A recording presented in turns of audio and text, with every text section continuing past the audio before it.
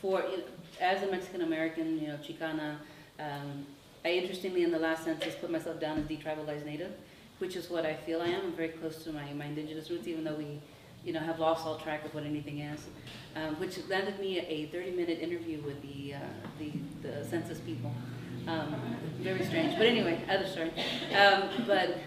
But it occurred to me while I was sitting at this panel that one of the things that is absolutely crucial to Latinos, particularly Mexican Americans, reconnecting to their indigenous heritages, is that while we are disconnected in that way, we also are disconnected from our ancestors' ways of healing, from their practices of healing, whether that is food, diet, looking at the entire body, spirit, emotions, everything together.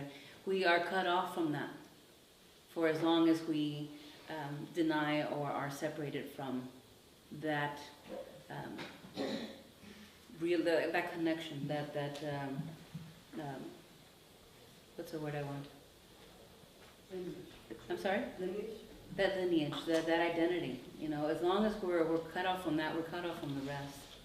And and there are ways that illness and history live in the body. And we were talking earlier about autoimmune illnesses and things like diabetes and things like, and all of these different things that has been carried generationally to us. And in some ways, it almost seems like whether it's healing land, healing bodies, healing communities. I mean, we think of the way people have been torn by having to immigrate, having to being forced to move from one land to another, being denied,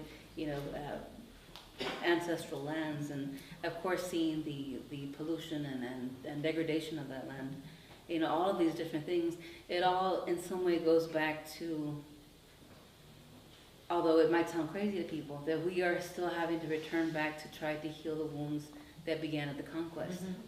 That was such a huge break in the world, that we are still suffering from the repercussions of that, that earthquake in our reality. And that's where the hope comes back in, the fact that we even think we can do this, that we even try to do this.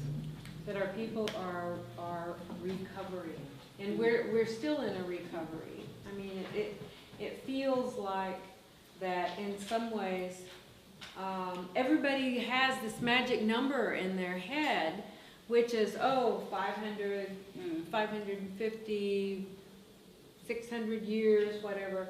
That well it's been that 500 years. Oh no. My mother told this story, and we were in Talahina, and that's where our community is. It's outside of McAllister, Oklahoma. And she was 6 years old, and this is brutal. Maybe five is more like it.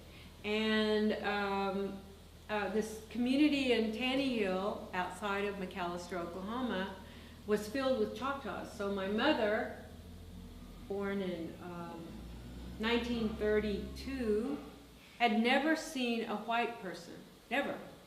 So when the band pulled up in the wagon, she couldn't stop staring.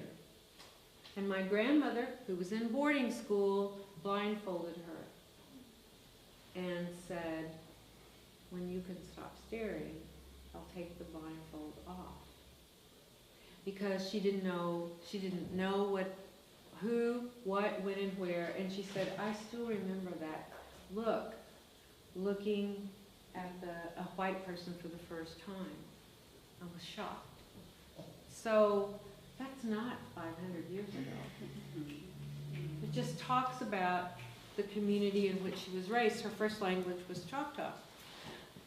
So we think we know, but we don't know what that contact space and how it reverberated around Native North America. I don't know. And I just want to say something else. We are the walking dead to people. We're the undead. We're the returning dead. People always think natives are dispossessed, dead, dying. Oh, it's just too bad. It's just really too bad that you're all dead. I can't tell you how many people have said that to me. Oh, I'm so sorry, all your people are dead. So, I'm walking, I'm talking, I'm a sentient being. They're all dead? So there is the original zombie. I think natives are the original zombies.